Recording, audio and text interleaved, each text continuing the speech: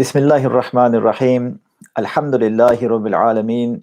Wassalatu wassalamu ala Sayyidina wa Mawlana Muhammadin wa ala alihi wa sahabatihi ajma'een.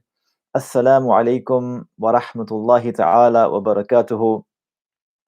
Alhamdulillah, today's gathering is about the Prophet alayhi salam, even though all these gatherings are ultimately about him, since all of these beautiful, lofty states, these gardens in which we have been sojourning, they all find perfection in him.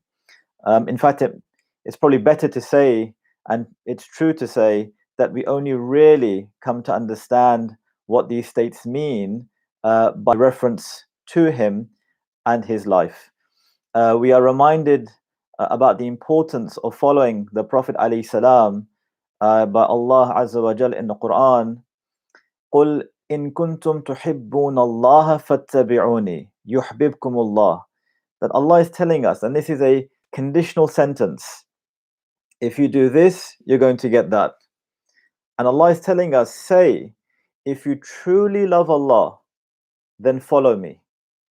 And if you follow me, then Allah will love you. It's a process, one to the other.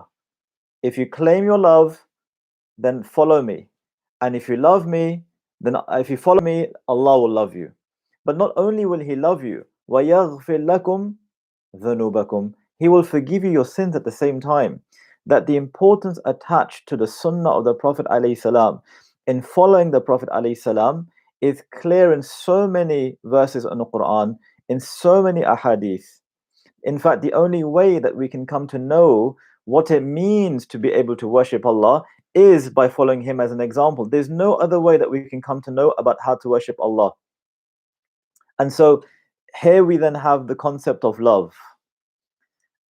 Something which can be described as a strong feeling or an affection, but really it's probably not appropriate for us because the word doesn't fully describe the way that the companions were towards the Prophet ﷺ. The companions didn't just love the Prophet. It's not enough just to say that. It's what we would call in Arabic mahabbah, because even the word indicates something about the reality of hub, love. Because you see, in Arabic, the word hub, it has a ha and a ba and a ba. But the two bars are written together. It's almost as if two things have become one. That's the reality of when you love someone. It's like you become like that person. Again, why it's important that we begin to understand the words and what these words actually represent. In English, for instance, love has come to mean to seek affection. In Arabic, the term hub, in fact, means to give affection. And if we want to understand hub, love, why is the story of Layla and Majnun so often mentioned, even within books of religion? We hear this story often because the scholars, they want to show us that here is an individual, Majnun, that loves someone for the sake of who that person is. She is Layla, and he loves her for no other reason but because she is Layla. He doesn't want or desire anything in return. This is love of one creation towards another creation. How much more so than our love should it be towards Allah? Here's a creation of Allah who doesn't want anything in return for his love. He just wants to love Layla, that's it. Why is it that when we want to love Allah, we're always seeking and looking for, but what's the reward for it? How much am I going to get for it? Is it not enough for us to worship Allah because He is Allah? And then Allah is telling us that the way that you worship me is by following the example of who? Of the one who is beloved to Allah. And it's so as the poet says, about Majnun Layla. Amurru ala diyari diyari Layla. أقبل ذا الجدار وذا الجدار أقبل ذا الجدار وذا الجدار وما حب الديار شغفنا قلبي ولكن حب من سكن الديار. What's he saying? What's Majnun saying? I pass by the dwellings of Layla and I'm kissing this wall and I'm kissing that wall. But it's not the love of these dwellings, of these walls, that's enraptured my heart. It's the love of the one who used to live in those homes.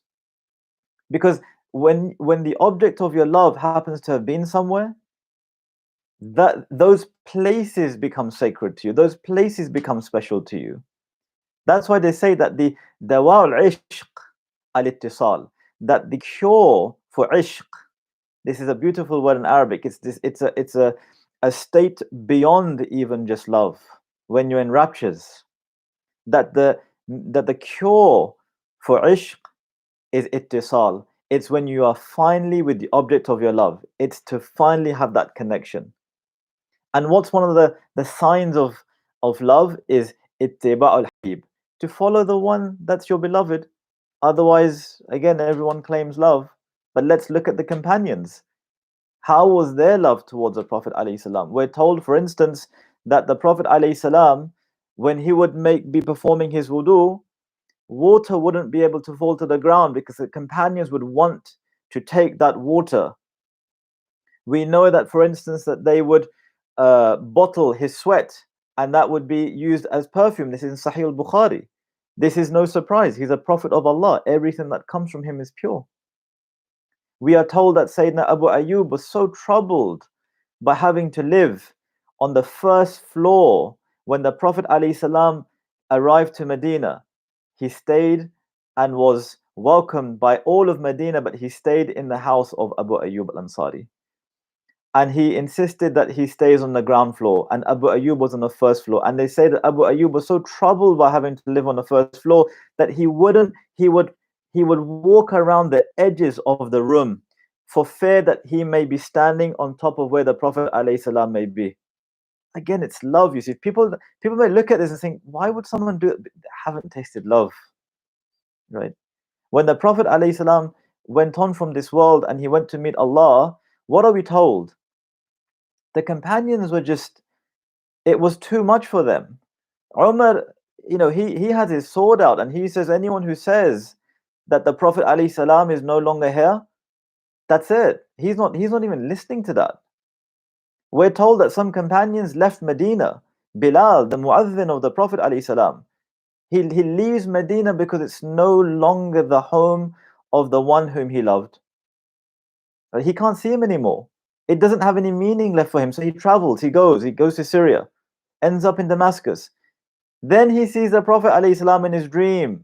And what does the Prophet say to him? Ma hadhi al-jafwa ya Bilal. What's this estrangement? Why have you spent so much time away from me? You see, love, it works both ways. They love the Prophet ﷺ and the Prophet ﷺ loved them back. Because they say that when the Prophet ﷺ said that al-mar'u ma'a man ahab, they said this was one of the happiest days. Why? Because they knew one thing that they did is that they loved the Prophet. And the Prophet said, al-mar'u ma'a man ahab, that a person is with the one he loves. And that's the very least that they knew, that they loved the Prophet ﷺ. So what do we hear? Bilal, he goes back to Medina. And what does he do? He goes and he's literally hugging the grave of the Prophet ﷺ. This is the connection that they felt, even though the Prophet ﷺ was physically not in Medina anymore. But you see, he lived in their hearts. And he continues to live in the hearts of those who have that connection. It's this ishq that we call it. And so we're told that this group of people, they come to one of the great early saints, Ibrahim bin Adham, and they make a complaint to him and say, we call to Allah, but we don't see that our supplications are being answered. Why is that? In other words, we're claiming this love, right? And we're putting our hands to Allah as we're being told, but we don't see anything. And what does he say? He said that the reason why your supplications are not being responded to is because your hearts have died. And if your hearts are dead, where is the supplication coming from? Your heart or your words? Because if the heart is no longer alive, all you have then is the reality of your words. And the reality of words is nothing without the reality of your hearts. So he tells them 10 things that are a sign of why the supplication is not being answered. And he says, number one, that you claim to know Allah, you claim to love Allah, but you don't fulfill His rights. Allah is telling us so many things in the Qur'an through the Sunnah. But what do? We hear and it's nice, but that's it. As we can go back to the first gathering that we had. We choose to remain in this paradigm where it's okay. Religion is, Allah, okay, it's 5 times a day. It's a few, let me just do the odd good thing. No, it's about living that life, you see. He says, number two, that you claim to love the Prophet ﷺ, but you disregard his Sunnah. He says, number three, that you read the Qur'an, but you don't act according to its meanings or its teachings, right? That there's so much that the Qur'an tells us about how we should honor not just the things which may seem obvious to us, but in the Qur'an, Allah Azza wa Jal tells us that man yu'azzim shi'a'ir Allah fa innaha min taqwa al-qulub. The one who honors the signs of Allah, that's because his heart is alive. I mean, no, we have a pen. This is something that is honored in our tradition. Why? Because Allah says it's by the pen that we taught you. What do? Do we just throw it around, or do we treat it respectfully? The Prophet ﷺ would give names to his things. Why? Because it gives them some sense of being, and that we can afford them respect. And then he says, number four, that you eat of Allah's blessings, yet you do not thank him. How much do we have? Even in this time of pandemic, we can see we may be at home, but nothing has dropped in terms of what we're able to eat and to drink and to enjoy. He says, number five, you say that shaitan is an avowed enemy, yet you do not flee from him. Right? There's ways that we flee from him, but do we cut those ways off? The dunya is a way that he comes to you. The shahwa, the desires, are the ways that he comes. Do we try to block those ways off? And we're told how to block those ways. Number six, he says that you believe that paradise is true, but you don't work to earn it. See, it's hard. It takes time. It takes effort. Number seven, he says you believe in the fire to be true, yet you do not work to flee from it, or to free yourself from it. And number eight, he says that you see that death is certain, yet do not do anything to prepare for it. That's why we can see that path that we were speaking about yesterday or the day before. We are here to dig our path. And what's the metaphor in digging? You see, because every dig, with every movement, we're going into the ground. We're seeing it, because ultimately someone's going to dig that grave for us. So if we get used to digging, we know that that's where we're going anyway. And then he says, number nine, that you wake up every day and you busy yourselves with the faults of other people at the expense of remembering your own faults. Right? That's why they say, when you point at someone like that, there's three fingers pointing straight back at you. Because invariably, someone who we've become a people of just critique and critique and critique. And there's a place for it and a time for it. And sometimes maybe a reason for it. But when it comes to interpersonal relationships, one of the first things that we should keep in mind is never to speak ill of people, not to think ill of people. And then he says, you bury your dead, number 10, but don't take heed in what you've just done. So all of these are reasons for why our hearts can feel as if they're dead. Allah tells us in the Quran, Rana ala al-qulub, it become rusty. The hearts become rusty, and rusty, you can't remove it just by, one prayer or two prayers. It's like leaving dishes in the sink for a week. You need to scrub to get that dirt off there now, because you've left it too long. How about if you had left our hearts too long? We need to really scrub and scrub and scrub, and that's how cleanliness and purity we get to that. And so what does Allah tell us about the Prophet ﷺ? If you want to get where you need to go to, لَقَدْ كَانَ لَكُمْ فِي رَسُولِ اللَّهِ أُسْوَةٌ حَسَنَةٌ لِمَنْ كَانَ يَرْجُو اللَّهِ. That you have the perfect example in the Prophet ﷺ. But for whom? Allah is telling us, he is the perfect example. But it's for those who desire Allah. لِمَنْ كَانَ يَرْجُو اللَّهِ. For those who seek Allah. وَالْيَوْمَ الْآخِرِ. And those who long for the last day, and who وَذَكَرَ اللَّهَ كَثِيرًا, and who mention Allah much. You see, this is something that we have to, if we want to follow the Sunnah, then we should know, for instance, as we've spoken about before, the clement nature of the Prophet ﷺ. He was never rude to anyone. He would always smile at people. He is Halim, which is an extraordinary attribute, really, because the more you hurt someone, The more you injure someone, the more you disparage someone, the more merciful this person becomes. That's the Prophet alayhi salam. You know, here is the Prophet alayhi salam in the midst of battle. He's making dua for his enemies, not against them, for them. Allahumma aghfir qawmi fa innahum la ya'lamun. Oh Allah, forgive these people. And in fact, he refers to them as my people because they're still his people. Oh Allah, forgive my people. They don't know what they're doing. Right? How much of our time is spent making dua for our ummah, let alone for those who are not Muslims? That's something that we should constantly be engaging is those around us who may not be Muslims, and trying to at least through our good character and our du'as for them, for goodness and for Islam, the most blessed things that we can ask for. And so clemency and mercy are qualities that one can have if one realizes that this world is a test. What does Allah tell us in Surah Al-Ankabut? The very first verse, Alif Lam Mim. Alif Lam Ra. Ahasiba an-nas an yutraku an yaqulu amanna wa hum la yuftanun? That do people think that they will be left alone after they have said that we believe without them being put to the test? No, Allah's telling us, what you say la ilaha illallah, you have come into a place that there are going to be tests now. وَلَقَدْ فَتَنَّ الَّذِينَ مِنْ قَبْلِهِمْ. Because why? We tested those who came before us. Now, they were tested. But why are they? What does Allah tell us? فَيَعْلَمَنَّ اللَّهُ الَّذِينَ صَدَقُوا. Why is that test? So that Allah will come to know those of us who were truthful to what we believed. وَلَيَعْلَمَنَّ الْكَاذِبِينَ. And those who sort of just, who weren't truthful to what they believed, literally liars. That's what it says. So, the Sunnah of the Prophet alayhi salam really is the lighthouse, and that not only in terms of it saves us, but through its light it guides us.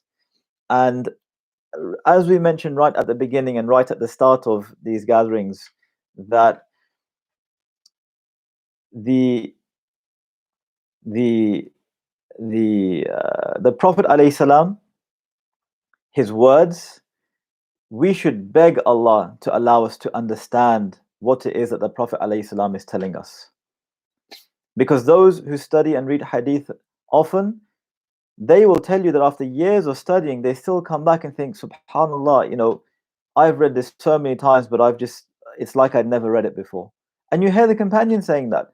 It's like this ayah was revealed for the first time, I'd never heard it before. Yet they had probably memorized the Qur'an, right? So it really should be our quest to want to really engage the words of Allah, engage the words of the Prophet alayhi salam. And part of loving is to want to love the message. Let's have a look at what this message is trying to tell us. So alhamdulillah, may Allah give us tawfiq. Really should be our we should exert our efforts in making this dua, that Allah gives us tawfiq to follow the Prophet alayhi salam, and to follow his sunnah, to honor his sunnah, to honor those who honor his sunnah, and to make his way the way of perfection, which is a way of perfection. We should make his way the only way. And that's the way that we should be teaching ourselves, and the way that we should be teaching our children as well. Alhamdulillah. So inshallah, we'll speak and take maybe a couple of questions.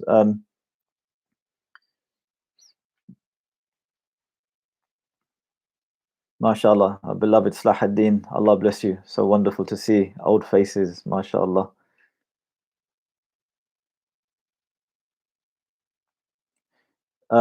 This is a very important. Sorry. What if we pray and do various actions to remove the rust from the heart, but we remain at a low level, but genuine state of belief? How do you progress to the next level? You see, it's exactly that. It's no wonder if the hearts are rusty, that if we go and pray or read the Qur'an, it doesn't seem, why is it not really affecting me in the same way that it's affecting this person who's praying and is spending his entire night in prayer or reading the Qur'an and is weeping at reading the Qur'an? Why can't I feel that? Exactly because we need to now, like those dishes that have been in the sink for a week. You need to really scrub hard and get rid of it, right? So that's what you need to do. It's as we've spent our lives allowing that rust to accumulate, now we need to make that turn and to remove that rust. And again, we cannot think it's just a momentary thing. We're just going to scrub it for a day, 2 days, 5 prayers, 10 prayers, month worth. No, we have to take an oath that that's our life. we will continue. And you see incrementally how our attachment and how that rust begins to fade away. And then rather than removing the rust from our hearts, we're now beginning to polish our hearts. And then it's within polished hearts that the light of Allah begins to shine, you see.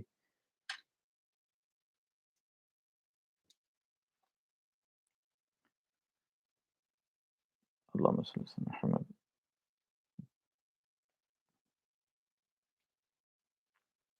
So there's a question here which is there a dua in the Sunnah or certain names of Allah subhanahu wa ta'ala that we can make daily remembrance to remove the sickness of the heart? Someone had previously asked a question too about books about Allah's names, and there's a wonderful book by Al-Imam Al-Ghazali, Al-Maqsad Al-Asna fi Asma'illahi Al-Husna, which has been translated into English, and as far as I can remember, it's published by the Islamic Text Society. I can't remember the title in English, but if you were to just type in and search for this text, Al-Maqsad Al-Asna fi Asma'illahi Al-Husna, published by the Islamic Text Society, and that's essentially a book which speaks about the names of Allah, and in not just one but many different ways, alhamdulillah. Is dhikr the most effective way to scrub and then polish our hearts? From our brother Rashid. Dhikr is even you see the word dhikr, it means remembrance. So dhikr, even the prayer is remembrance, even fasting is a remembrance. But then we have the actual act of specifically remembering Allah through certain invocations. And so, if we take dhikr as a bigger category that involves the prayer, the fasting, and invocations, then those things together, so trying to gain more proximity through our prayers, trying to gain more proximity toward in our fasting, literally it's taking ourselves to account. What are we doing wrong in our prayer? For instance, that am I praying at a time where I just don't seem to have, I'm in a hurry, okay, then I need to make sure that my time is directed to the prayer. Or when I'm fasting, am I still doing things that I shouldn't be doing? Okay, what are those things? How do I get rid of them? Then you have sets of invocations that you read daily and portions of the Qur'an that you read daily. So for instance, we know Surah Al-Mulk, before going to sleep after Isha, Surah Al-Waqi'ah, for instance. Why? Because they all are indicators of our reliance on Allah, you see. Surah Al-Mulk, no punishment of the grave. Waqi'ah, don't have to worry about your rizq, for instance, right? So there's many things which we can do, and no doubt, like our brother says, dhikr is one of the most important things that we can do to begin the polish of the heart. So the book by Al-Ghazali that you just mentioned is called Al-Ghazali's 99 Beautiful Names of God. Thank you to Marwan for checking that title for us. So alhamdulillah, Allah bless you all. Wonderful to see you. Someone was asking a question about trees. It came to my attention, and inshallah we will discuss the nature of trees, the secret life of trees, inshallah on Tuesday, as part of our discussion on communities. That's one of the chapters in the book of Imam Ghazali, Imam Nawawi, Riyadh al-Salihin, and he has a wonderful chapter about how we are meant to live together, and we can take lessons from how trees live together, and the wondrous lessons. So alhamdulillah, we look forward to seeing you tomorrow. Ask you all to keep us in your du'as. Assalamu alaikum wa rahmatullahi ta'ala wa barakatuhu.